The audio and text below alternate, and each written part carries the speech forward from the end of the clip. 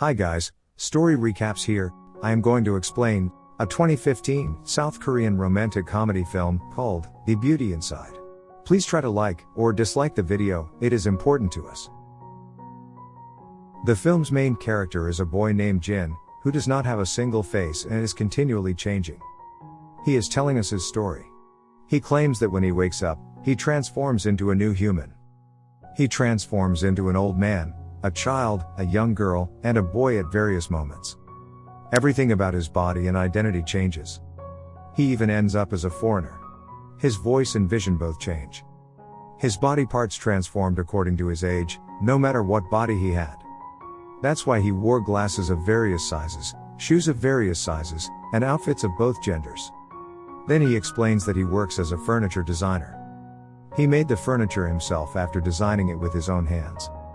He was used to the situation he was in. Because he had no idea how to go back to his real appearance. He completed all of his work on the internet, because there was no need to go to factory. His mother and his friend Sang were the only two people who knew about this secret.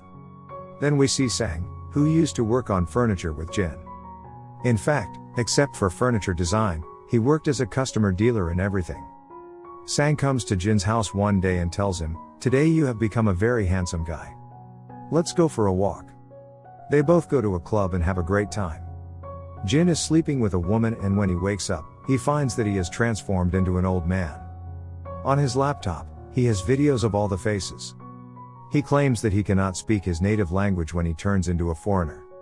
Rather, he speaks his original language, such as Chinese or Japanese, regardless of his status as a foreigner. While he didn't even learn about that language. No one ever felt good to him because of his changeable identity, and he never loved anyone. His body transformation process began almost 12 years ago, when he was 18 years old. Then a flashback from his past is shown. When he wakes up, he sees himself in the mirror and realizes he has transformed into a foreigner. He is also terrified seeing that. Then he tells his mother everything, and she is taken aback. But she handles it and says sorry to him. Jin was unable to live a normal life like the rest of the population. As a result, he had to drop out of school. On the one hand, all the kids his age were going to school, and on the other, he was trying to balance his life. Sang brings some items to Jin's home one day, and a middle-aged woman opens the door. She offers him something to eat. Sang suspects that this is Jin's biological mother. But when Jin's real mother arrives, he realizes he is none other than Jin. He's astonished and can't believe what's going on right now. In order to know the truth, he asks this lady some questions regarding Jin. Only Jin knows the answers to these questions. To which the woman gives correct answers to all questions. Sang is taken aback by this and begins laughing at him. After this encounter, Sang came to his home on a daily basis, and he transformed into a different person. They both spoke and laughed all the time. When Jin turns into a girl, they both go to the club together. He informs him that we have known each other for 15 years. And you were a boy who is now a girl. So, with a girl's body, can you move closer to me? When he hears this, Jin responds drastically differently. Control yourself, he replies. They meet again the next day, and Jin is now a boy. Sang informs him that the owner of the company for which he works is stealing Jin's designs. His mind is engaged by an idea. He considers using it to start his own business, naming it ALX. Simultaneously, they believe that Jin will create and hire people to market furniture.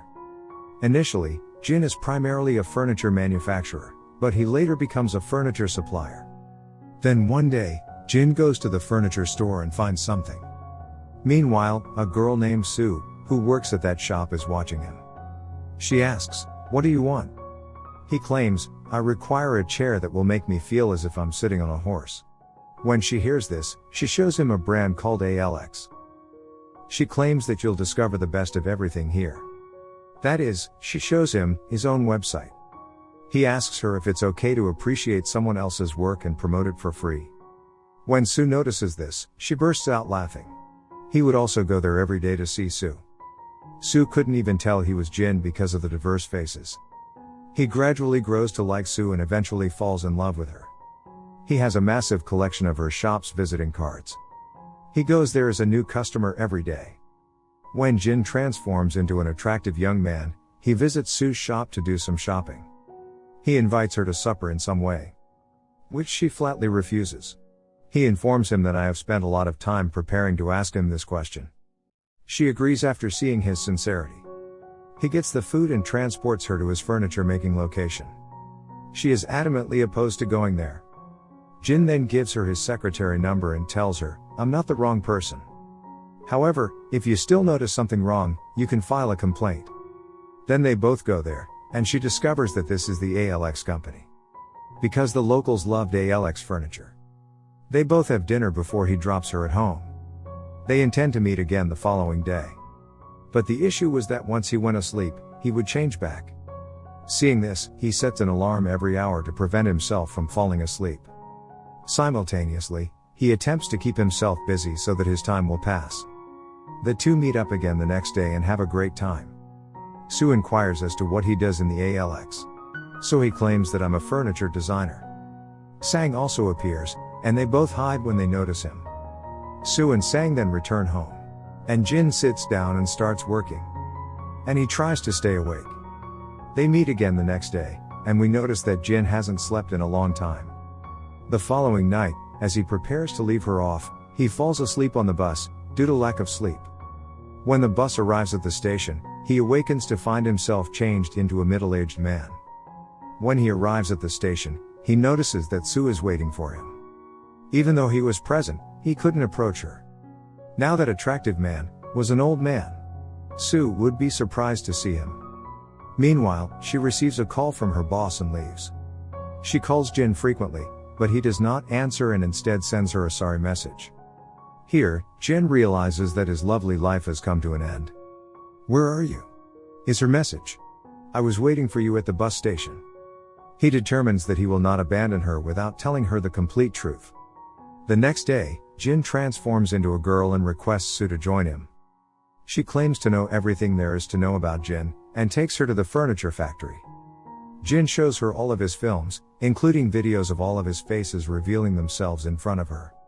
He also informs her that he is a boy, but that when he awakens, his gender changes every time. And the one she's been hanging out with for the past few days is Jin. Soo is not convinced and leaves. Soo could not forget Jin even after many days. She keeps thinking about him and decides to meet him in his workshop one day. He has transformed into a Japanese woman and invites Soo in. "Do you really like me?" she asks. "If you say yes, you must grant my wish. That I want to sleep with you and observe your transformation with my own eyes." While sleeping, she asks him how long this has been going on. So he gives her the entire story. Meanwhile, Soo discovers his true age, which is 29 years, and her age is 29 as well. She inquires, "Why did you choose me?" Jin informs her that I had accepted my condition and had grown accustomed to it, but after meeting her, he couldn't control himself. They both then fall asleep. When they both awaken the next morning, Jin, who is now a handsome boy. That is, he had transformed. Even though she knows everything, he is glad she is with him. They spent a lot of time and stayed together after that. They were both having a good time. The next day, she gets a tattoo on Jin's neck to make it easy to identify Jin. Jin had to attend to a party with Soo, but then he turned into an old woman. He tries hard to sleep but is unable to do so. Everyone else at the party had brought a partner, but Soo came alone. Everyone wanted to see Soo's boyfriend and was inquiring her about Jin. Because everyone has seen Soo with different persons. Right then, a man at the party takes Soo's hand in the manner in which Jin warned him she would identify him. Everyone at the party, particularly Soo's boss, is astonished to see him. The next day, he transforms into a girl and takes Soo to meet his mother. Her mother expresses gratitude for her being with her son. In the morning, he wonders whether Soo will agree to the wedding. And should I propose to her? And he spends several days crafting his wedding ring. The next day, Soo is speaking with a doctor about her health and Jin's transformation. Soo is prescribed anti-anxiety and antidepressant medication by the doctor. He's grown into a gorgeous young man, and she says, "I like every moment I spend with you. And my heart tells me that this moment should not pass. And I want you to be a normal person like me." He asks her whether she wants to marry him, but she does not respond. Then, when he is ready to leave her at home, he asks her again, "Will you marry me?" Soo requests him to stop the car. Marriage, according to Soo, is not a common thing. What will I tell my family about you, a guy who transforms on a daily basis? Hearing her words, he responds, I don't feel well while I'm away from you. She informs him that you are only concerned about yourself. You are aware of your identity and who you are. Your face in the mirror today is not the same as it will be tomorrow. You have no idea who you are. It takes you a long time to even consider wearing your shoes, pants, and spectacles. She now claims that it is difficult for her to realize that this is Jin. So, how am I going to inform the rest of the people that you're Jin? He understands her concern. Soo gets in the car and takes her antidepressant medication. Soo is then admitted to the hospital, and then Jin also comes there. Jin discovers that Soo takes antidepressant medication. She has become ill as a result of the high dose. He listens to the conversation with the doctor on Soo's phone. He knows that Soo's condition is because of him. The next day, he transforms into a female and is with his mother. His mother informs him that he is exactly like his father. His father had the same condition and used to transform as well. As a result, she was under a lot of stress. Jin's father had fled when he saw his wife's condition so that his wife would not be bothered. When he hears this, he decides to do the same. They meet again in the evening, and after a walk, Jin tells her that they should split up. After that, he departs from there. Jin had given Soo a chair before the breakup. When she sees this chair and remembers Jin, Soo cries.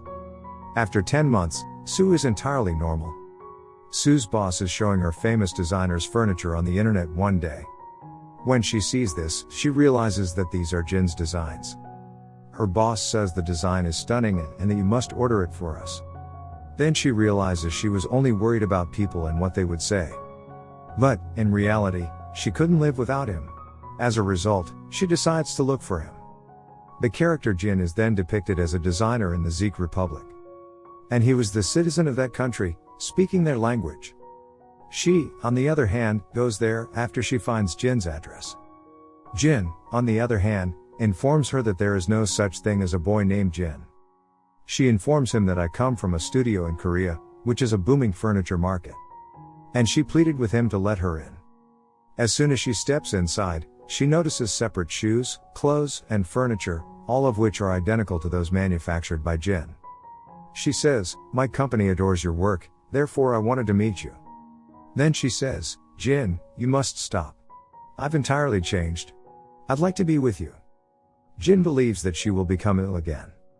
She says, it's a miserable life I'm living more than the disease. She apologizes to Jin, and the two of them go for a walk. She tells him that she was terrified when she saw him transforming one day. She did everything to justify herself, but she couldn't. And she says, I don't think I can live without you. And now she asks him to marry her, and he gives her the same ring. And this is the happy ending of the movie. Subscribe, and turn on the notification. You can also dislike, or like the video, to appreciate our hard work.